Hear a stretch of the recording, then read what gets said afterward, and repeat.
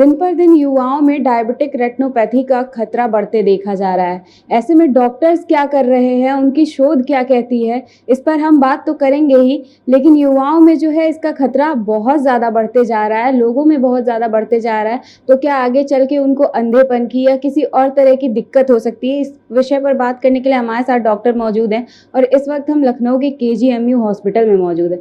Sir, सबसे पहले आपका इंट्रोडक्शन।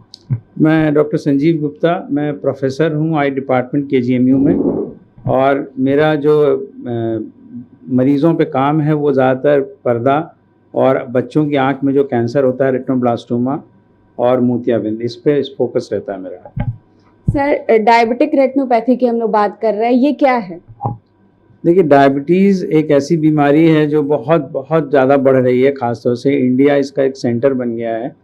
और डायबिटीज़ में मुख्यतः ये होता है कि शरीर में इंसुलिन की कुछ कमी ऐसी हो जाती है जिसकी वजह से शुगर का जो कंट्रोल या जो मेटाबॉलिज्म है वो बिगड़ने लगता है, और इससे जो सीधा प्रभाव पड़ता है वो एक लंबे अरसे की जब डायबिटीज़ बिगड़ी चलती है, जैसे कि 8 या 10 साल, तो शरीर के अंगों में खराबी आने लगती है। आँख के पर्दे की अगर बात करें तो आँख के पर्दे पे जो खून की सप्लाई होती है उसमें हम लोग 3 चीज़ों में विभाजित करते हैं खून की सप्लाई या उसकी नसों को। एक होती है आर्टरी, एक होती है वेन, और उनके बीच में एक नेटवर्क होता है महीन नसों का जिसको कहते हैं कैपिलरी।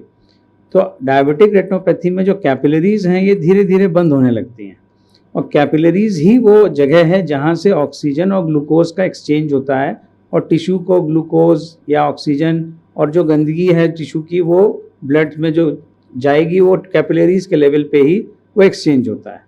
अब जब ये कैपिलरीज़ बंद होने लगती हैं तो टिश्यू में ऑक्सीजन की कमी शुरू हो जाती है। शरीर कोशिश करता है इसको रिपेयर करने की, लेकिन इस कमी से सबसे पहला प्रभाव ये पड़ता है कि टिश्यू में या पर्दे पे सूजन शुरू हो जाती है, कुछ थोड़ा बहुत ब्लीडिंग आने लगती है, तो खून के स्पॉट आने लगते हैं। इन चीज़ों से, सूजन और खून के धब्बों से रोशनी में कमी आने लगती है। इसके बाद जब ये प्रक्रिया अगर ठीक नहीं हुई या रोकी नहीं गई या शुगर कंट्रोल अच्छा नहीं रहता, तो धीरे धीरे शरीर इसको रिपेयर करने की कोशिश करता है, जिसमें नई खून की नसें बनना शुरू होती हैं। ये एक अलग स्टेज है रेटिनोपैथी की जिसको हम लोग कहते हैं प्रोलिफरेटिव। इसके पहले जो स्टेज होती है उसको कहते हैं नॉन प्रोलिफरेटिव। प्रोलिफरेशन शब्द का मतलब है उगना या किसी चीज़ का बढ़ना। तो जो नॉन प्रोलिफरेटिव स्टेज है उसमें पर्दे पे सूजन और खून के धब्बे आने से रोशनी कम होती है। प्रोलिफरेटिव स्टेज में जो खून की नसें जो नई बन रही हैं उनमें एक कमी होती है कि वो बहुत कमज़ोर होती हैं, तो मामूली खांसी, छींक या जोर लगा दिया तो उससे आँख में ब्लड आने लगता है। जब खून का रिसाव शुरू हो जाएगा आँख के अंदर तो रोशनी का रास्ता वो रोक देगा। अच्छा, इस रुके हुए रोशनी के रास्ते से रोशनी तुरंत कम हो जाती है, मतलब अगर कोई बैठा बैठा है और उसके ब्लड आ गया तो इस सेकेंडों में उसको दिखना कम हो जाएगा। ये स्टेज के बाद स्टेज आती है जिसमें पर्दे पे खिंचाव बनने लगता है और पर्दा उखड़ना शुरू हो जाता है। अंततः डायबिटिक रेटिनोपैथी में अगर उसका समुचित इलाज वक्त पे ना लिया जाए तो पूर्णतः परमानेंट ब्लाइंडनेस हो जाती है, जिसमें डॉक्टर भी नहीं मदद कर पाता। तो इसलिए डायबिटिक रेटिनोपैथी में बहुत ज़रूरी है टाइम पे पर्दे का परीक्षण हो और जो भी स्टेज है डिजीज़ की उसके हिसाब से उसका इलाज लें। सर, इस बीमारी का मुख्य इलाज क्या है और किस टाइम तक लोगों को करा लेना चाहिए? देखिए, जैसा मैंने अभी बताया कि इसमें स्टेजेस होती हैं, नॉन प्रोलिफरेटिव, प्रोलिफरेटिव, उसको भी हम लोगों ने बांट रखा है, माइल्ड, मॉडरेट, सीवियर, और उसके बाद प्रोलिफरेटिव स्टेज जिसमें ब्लीडिंग शुरू हो जाती है, जिसको हम लोग कहते हैं विट्रियस हेमरेज। अब हर स्टेज में दवा और इलाज की ज़रूरत अलग अलग चीज़ों से होती है। जैसे कि एक उदाहरण देता हूँ मैं, शुरू में अगर बहुत हल्की रेटिनोपैथी है तो पेशेंट अगर अच्छा शुगर कंट्रोल कर ले और कुछ आँख में डालने की आई ड्रॉप्स दी जाएँ तो उससे भी काम बन जाता है। जब पर्दे में सूजन निश्चित रूप से आ जाए तो उसको हम लोग, एक जाँच होती है OCT, ऑप्टिकल कोहेरेंस टोमोग्राफी, ये हम लोग को सूजन की सटीक नाप दे देता है और इससे पक्का भी हो जाता है, और नाप होने से हम लोग ये निश्चित कर पाते हैं कि अभी इलाज देने से जो सुधार होगा उसको भी हम लोग अच्छे से मॉनिटर कर लेंगे। OCT पे दिख जाती है सूजन, और जब पर्दे पे सूजन है और उसकी वजह से रोशनी में कमी है तो जो इलाज होता है वो होता है आँख के अंदर दवा का इंजेक्शन दिया जाता है। इनमें मुख्यतः 2 दवाइयाँ होती हैं, एक को कहते हैं एंटी VEGF, ये जेनरिक नेम है उसका, और एक होता है स्टेरॉयड। इनको देने से पर्दे की सूजन जब ठीक हो जाती है तो रोशनी में सुधार आ जाता है। अगर किसी मरीज़ में ये स्टेज क्रॉस हो गई है और पर्दे में खून की नसें बनाई हैं तो उसके लिए इलाज होता है लेज़र। लेज़र से उन खून की नसों को हम लोग सुखा देते हैं, रोक देते हैं बढ़ने से, जिन मरीजों में आंख में खून आ चुका है और रोशनी का रास्ता इतना रुका है कि लेज़र नहीं हो सकता, उनमें विकल्प रहता है सर्जरी का। जिन मरीजों में पर्दा उखड़ गया है उनमें भी विकल्प सर्जरी का होता है। तो जैसा मैंने बताया कि स्टेज और बीमारी की तीव्रता के हिसाब से ही इलाज की पद्धति तय होती है। सर, अभी आपने इंजेक्शन की बात की, तो आँखों में इंजेक्शन सुन के ही मरीज़ काफ़ी डर जाता है। इसका क्या है कि वो दर्द कितना ज़्यादा होता है और इंजेक्शन लगवाने से आगे चल के कोई दिक्कत नहीं होगी, मरीज़ किस तरह से संतुष्ट हो जाए? देखिए, बिल्कुल आपने सही कहा। यहाँ पे तो जब किसी को वैक्सीन के लिए भी इंजेक्शन लगता था तो हम लोगों ने देखा है कि बहुत सारे वीडियो थे जिसमें आदमी इधर को मुंह करके रो रहा है, चिल्ला रहा है। तो जब कमर या बाएं में इंजेक्शन लगता है तब लोगों की हालत होती है। तो आंख में इंजेक्शन के नाम से ज़रूर मरीज़ कांप जाता है, इसमें कोई शक नहीं। मैं बिल्कुल उस मरीज़ का जो रिएक्शन है उसको जस्टिफाई करता हूँ। लेकिन आँख में जो इंजेक्शन लगता है उसकी एक अच्छी बात क्या है कि आँख की सतह म्यूकस मेम्ब्रेन है। म्यूकस मेम्ब्रेन उन सतह को कहते हैं जो गीली रहती हैं। इस तरह की जो सतह होती हैं इसमें सुन का असर बहुत प्रभावी, बहुत आसानी से आ जाता है। तो एक तो इसमें आई ड्रॉप डाल देते हैं या एक जेली होती है जिसको लिग्नोकेन 2% जेली कहते हैं, और इसको डालने से आँख की सतह ऐसी सुन्न हो जाती है कि हम लोग इस जेली या इस दवा को डालने के बाद आँख का मोतियन का ऑपरेशन भी कर देते हैं और मरीज़ को कोई तकलीफ नहीं होती। तो जो इंजेक्शन लगने के पहले इस तरह से सुन्न करते हैं तो उसमें एक तो सुन्न करने की दवा डालने पे कोई तकलीफ नहीं होती, क्योंकि इंजेक्शन से सुन्न नहीं करना है तो इसलिए उसका भी कोई दर्द नहीं होता। दूसरी बात, हम लोगों ने यहाँ पे KGMU में ये चीज़ देखी कि जब मरीज़ों को सुन्न करके इंजेक्शन लगाया जाता था तो भी मरीज़ आधे 1 घंटे तक दर्द से पीड़ित रहते थे। और उस पर जब गौर किया गया तो पाया कि उससे होता क्या है कि जब दवा आँख के अंदर जाती है तो आँख चूँकि एक बंद जगह है जहाँ से कोई पानी का आदान प्रदान आसानी से नहीं हो सकता, फ्री स्पेस नहीं है, तो आँख का प्रेशर बढ़ जाता है। और इस प्रेशर बढ़ने से ही वो दर्द होता है जो करीब आधा 1 घंटे तक बना रहता है। और उसमें ना केवल आँख में दर्द होता है, सर में भी दर्द होता है, जिसको हम लोग कहते हैं ग्लोकोमा, एक्यूट ग्लोकोमा हो गया। अब इस ग्लोकोमा की वजह से जो प्रेशर बढ़ता है उसमें कुछ लोगों को इतनी तकलीफ होती है कि दर्द के कारण उल्टी होने लगती है। अब इसका रास्ता हम लोगों ने खोजा है और उस पर कुछ शोध भी किया है, जिसमें हम लोगों ने पाया कि अगर इंजेक्शन लगाने की तकनीक में एक मामूली सा फ़र्क कर दिया जाए और इस तरह से इंजेक्शन लगाया जाए कि जब इंजेक्शन लगने के बाद सुई बाहर निकालें तो आँख का थोड़ा सा पानी उसी नीडल ट्रैक से थोड़ा सा बाहर लीक कर जाए, और उसका सीधा फ़ायदा ये मिलता है कि आँख का प्रेशर नहीं बढ़ता, मरीज़ को तकलीफ़ नहीं होती। लेकिन इस शोध में ये बात भी एक दिमाग में बात रखी हम लोगों ने कि जो फ्लूइड या द्रव बाहर आ रहा है, क्या ये दवा तो नहीं है? ऐसा तो नहीं हो रहा है कि हमने इंजेक्शन लगाया और हमने जब नीडल निकाली तो जो फ्लूइड आया वो दवा ही बाहर आ गई। अब अगर दवा ही बाहर आ गई तो इंजेक्शन का कोई असर नहीं आएगा। तो इस शोध में हम लोगों ने ये भी परखा कि इन मरीज़ों में 2 हिस्सों में बांट दिया।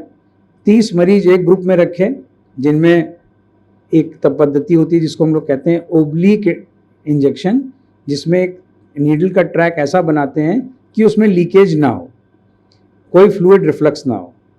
दूसरा हम लोगों ने रखा डायरेक्ट टेक्निक, जिसमें कि हम लोग ऐसा इंजेक्शन लगाते हैं कि फ्लूइड थोड़ा सा लीक कर जाए। और इन दोनों ग्रुप के मरीजों को दर्द, प्रेशर और जो भी रोशनी में सुधार हुआ इसके बारे में परखा गया। पाया गया कि जिन लोगों में सीधा इंजेक्शन लगा था उनका प्रेशर भी नहीं बढ़ता है, उनको दर्द भी कम होता है। और 6 हफ्ते पे जब हम लोग ये देखते हैं कि दवा से क्या फ़ायदा मिला अंततः, तो दोनों ही ग्रुप में मरीज़ों को बराबर फ़ायदा था। अन्य शब्दों में मैं कहूँ सीधा सीधा कि जो फ्लूइड लीक कर रहा है वो दवा नहीं है, वो आँख के अंदर का फ्लूइड है, जिसके लीक होने से प्रभाव दवा का या इलाज में जो सुधार होना है उसमें कोई अंतर नहीं आता, कोई कमी नहीं होती। तो अब अंततः हम लोगों ने ये जो शोध है ये हम लोगों ने एक इंटरनेशनल जर्नल है उसमें भी पब्लिश किया है, और शहर में भी हम लोगों ने इसमें दूसरे ऑप्थेल्मोलॉजिस्ट से बात की। सभी ने इस बात को अप्रिशिएट किया कि एक मामूली सा, बहुत ही मामूली सा परिवर्तन इतना उपयोगी हो सकता है। और मरीज़ जिसका मैं जैसा मैं कह रहा हूँ कि मरीज़ को डर लगता है, ख़ासतौर से जो मरीज़ एक बार लगवा चुके हैं, जब उनको दोबारा लगने की बारी आती है, क्योंकि कभी कभी डायबिटिक रेटिनोपैथी इस तरह की होती है कि एक से ज़्यादा इंजेक्शन की ज़रूरत पड़ती है, तो मरीज़ वो सोच के उसको डर लगता है। जैसे जो कहावत है ना कि दूध का जला छाछ भी फूंक के पीता है, तो जिसको एक तजुर्बा हो गया और तकलीफ़ झेल ली वो फिर दोबारा लगने के लिए बहुत संकोच करता है। तो ये इंजेक्शन देखिए, जिसको पहली बार लगना है उसको तो तजुर्बा ही नहीं कि क्या होना है, तो वो तो डरेगा। लेकिन जिसको एक बार लग गया और बिना दर्द के लग गया, बिना तकलीफ हुए लग गया, उसको फिर इस बात का डर खत्म हो जाता है। और ये एक बहुत उपयोगी बात है इस तकनीक की, क्योंकि देखिए इलाज में जैसा मैंने कहा कि देरी होगी या लापरवाही होगी तो चीज़ें इतनी बिगड़ जाती हैं कि फिर कोई सुधार नहीं कर सकते। इसलिए बहुत ज़रूरी है कि तकनीक ऐसी हो जो पेशेंट फ्रेंडली हो, मरीज़ को तकलीफ़ ना दे और मरीज़ उसको आसानी से अपना ले, तभी इलाज सफल हो सकता है। ऐसा इलाज जिसमें कि तकलीफ़ होगी तो मरीज़ भी संकोच करता है कराने में, और डॉक्टर को भी लगता है कि फिर ज़रूरी हो तो दिया जाए, तो कई बार निर्णय सही नहीं हो पाता। सर, लगभग कितने % लोगों में ये बीमारी अभी देखी जा रही है और आगे चल के कितने % लोगों में फैल सकती है? देखिए, कुल मिला के ऐसा देखा गया है कि डायबिटीज़ को जब 8 से 10 साल हो जाते हैं तो ये कॉम्प्लिकेशन शुरू होते हैं। इन कॉम्प्लिकेशन में मुख्यतः मैं अगर गिनाऊँ तो कहलाता है नेफ्रोपैथी, जिसमें गुर्दे में खराबी आती है, न्यूरोपैथी जिसमें जो सेंसेशन वाली नसें हैं, हाथ पैर के अंगूठे सुन्न होने लगते हैं, उसको न्यूरोपैथी कहते हैं, डायबिटिक रेटिनोपैथी जिसमें कि आँख के पर्दे में कमी आने लगती है। और इन सब बीमारियों को मिल के शरीर में धीरे धीरे कमजोरी आती है, जिससे आदमी का चलना फिरना सब कुछ मुश्किल हो जाता है। अब अगर संख्या की बात करें तो ऐसा देखा गया है कि भारत में लगभग 10% पॉपुलेशन, मतलब जिसको अगर मैं एक फिगर दूं तो लगभग 10 करोड़ लोग हैं जो डायबिटीज़ से पीड़ित हैं। और इन लोगों में से मान के चलिए कि एक 50% लोग डायबिटिक रेटिनोपैथी किसी न किसी स्टेज में होते हैं, क्योंकि जैसे ही बीमारी को 8-10 साल शुरू होते हैं रेटिनोपैथी शुरू हो जाती है। ऑल्दो इस बात से भी फ़र्क पड़ता है कि शुगर का कंट्रोल कैसा रहा है। अगर शुगर का इलाज अच्छे से चला है तो मैंने ऐसे मरीज़ भी देखे हैं जिनको 20 साल से डायबिटीज़ है और पर्दा बिल्कुल दुरुस्त है।